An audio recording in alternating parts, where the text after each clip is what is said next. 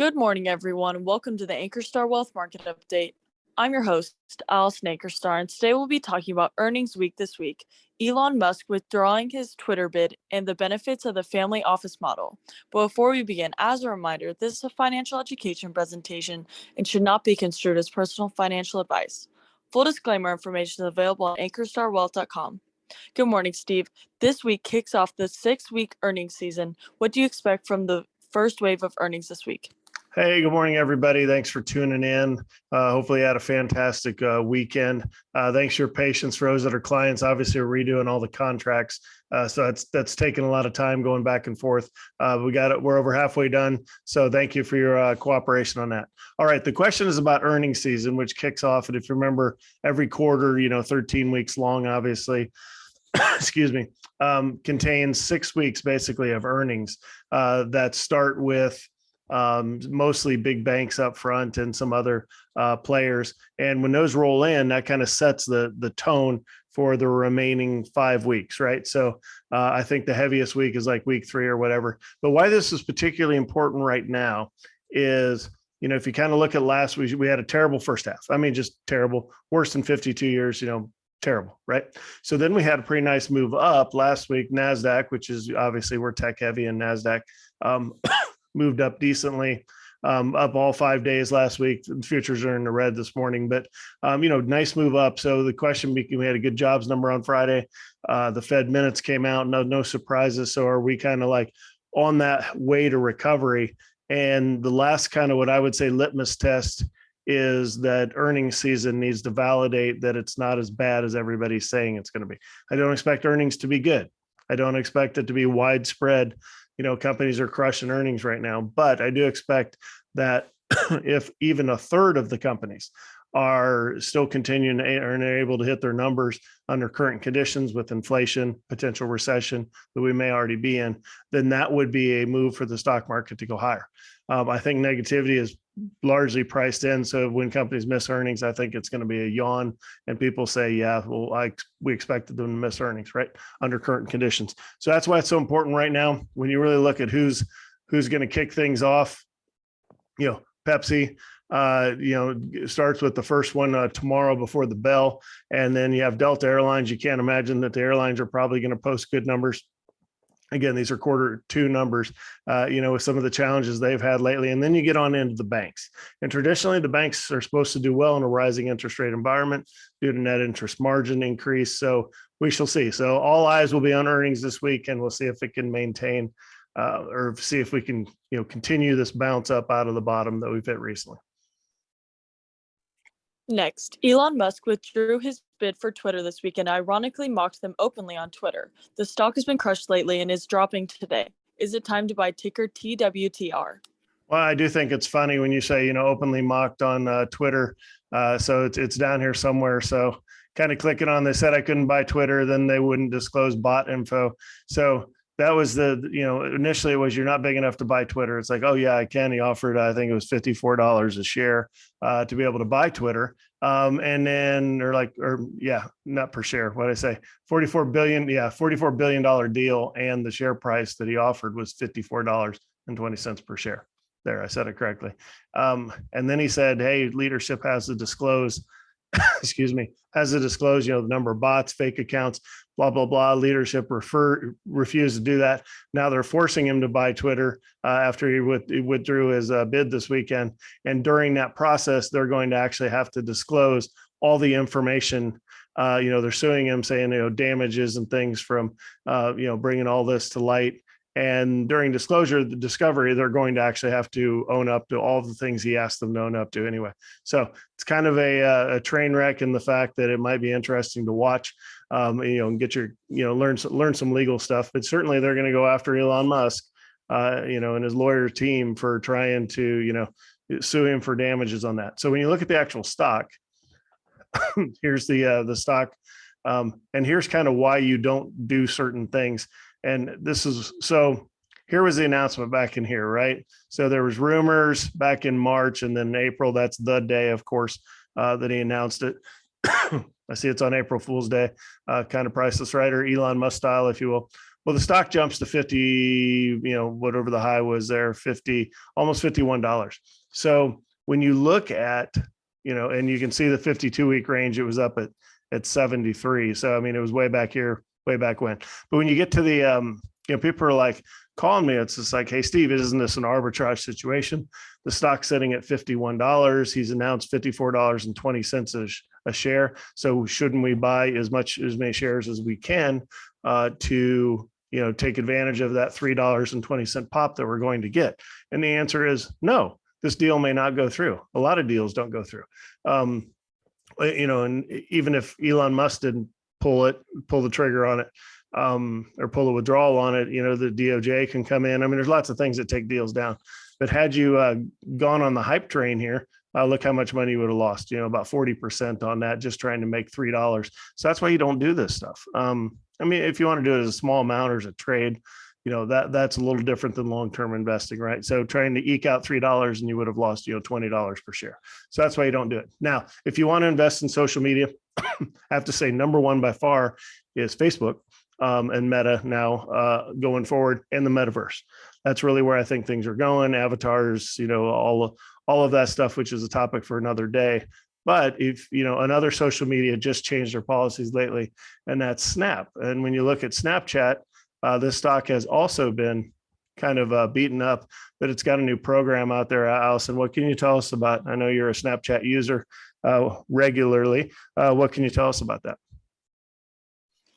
Yeah, so I recently just got it. It was like a premium, and I didn't think that it would be like super different until I really took a look at it. And then I realized you can pin someone as your number one best friend, which means like they do not move no matter what until you change it. And then you can also change your icon on like your phone. So like mine's purple right now instead of like yellow, which is like their signature color. And then location, it shows like a line connecting where people have been, like if you go to stalk their location, because you have snap maps, which is a little stalkerish, but it's on there.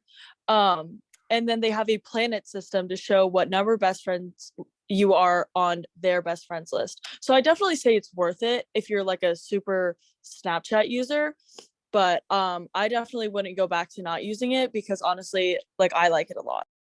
Yeah, well, I think anytime, the question has always been with social media, could they monetize their user? And, I've often said if Facebook charged $100 a year fee, the masses are like, oh, no, I would dump it in a heartbeat. I'm like, I don't know. I consider it an online scrapbook. I have, almost 15 years of memories in there now that I don't want to lose. And I post things because I want that memory to pop up in 2, 3, 5, 10 years. Right. But that's not how everybody uses it. I get it. But back to, Snap or Twitter, and Twitter has the, you can pay, I think, for your verification of the blue bird or the blue check mark or whatever it is. But I think we're going to start to see more and more of that. And if you keep it at, what's considered a smaller dollar amount, Allison, do you remember what the price was per month? Was it like $3.99 or something like that? They have like 3 different subscriptions. I'm pretty sure like for a month it's $3.99, and then 6 months, I think it's around like 25 maybe, and then like 12 months is like around 50. Yeah. So, I mean, cutting you a little bit of a break if you sign up. So that's just, cash flow coming in the door at Snapchat. Now, why am I, if you think it's due to bounce here, I mean, long-term money, no, I'm not going to put money into Snapchat. Like I said, in the social media firms, Meta or / Facebook is the only place I'm going to invest. But if you want to take a shot at it, I mean, it's down here pretty low, down below 15. They have this new subscription program coming out, but just look at the amount of money, they're losing $500 million a year. Those are wow type numbers. When you go to Twitter, and Twitter is actually, if you go down here, profitable, right? They're making $500 million. So it's like, I don't know. Snapchat has always seemed like it's gimmicky or trendy, but certainly maybe this new subscription feature turns the corner, but a lot remains to be seen. Last, families are looking for more control over their finances and are becoming more interested in a one-stop shop solution. Please explain the benefits of the family office model and how Ankerstar Wealth fits into this. So as I work with clients on a daily basis, I'm starting to see more and more comments / questions about, and this is really, the 500K investable to up $1 million investable type folks that are like, hey, I would really prefer to have this in under one house, right? A one-stop shop, if you will.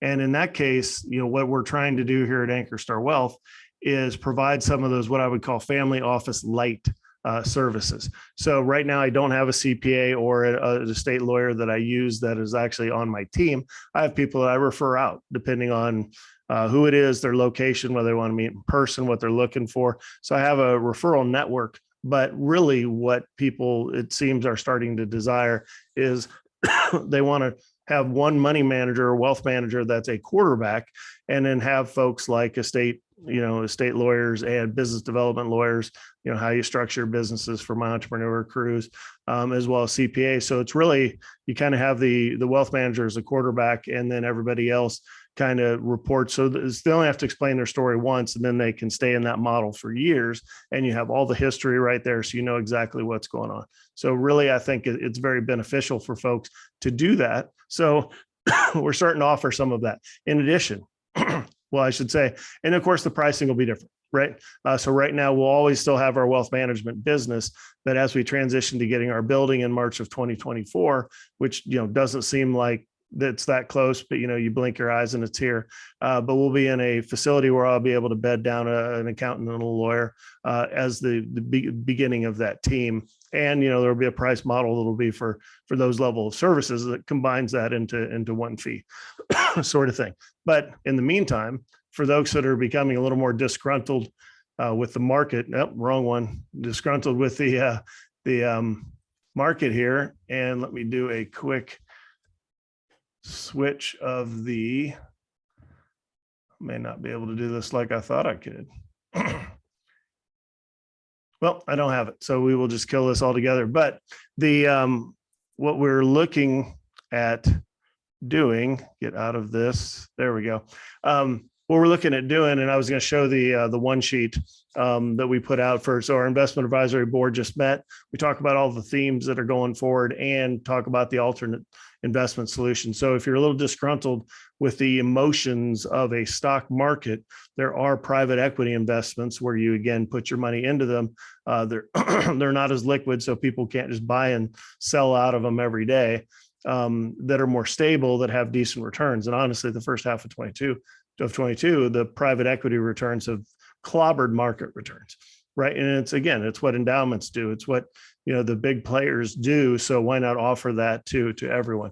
There's some minimums involved, and there's some fees involved and paperwork involved, but really that is kind of hedging that way into family offices.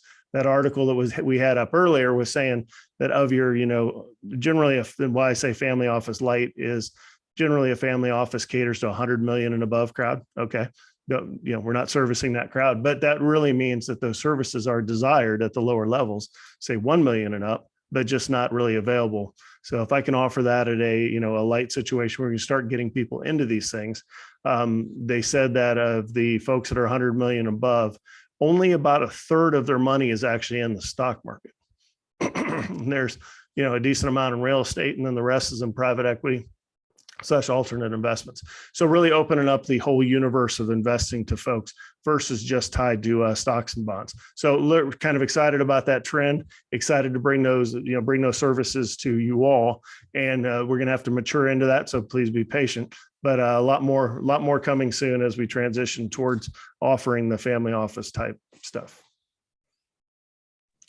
Thank you, everyone, for your questions. Please submit your questions as a comment through social media or directly to our email at vipservices@ankerstarwealth.com. And don't forget to like and subscribe to get daily updates. That's all we have for today's show. I'm Allison Ankerstar, and we'll see you back here tomorrow.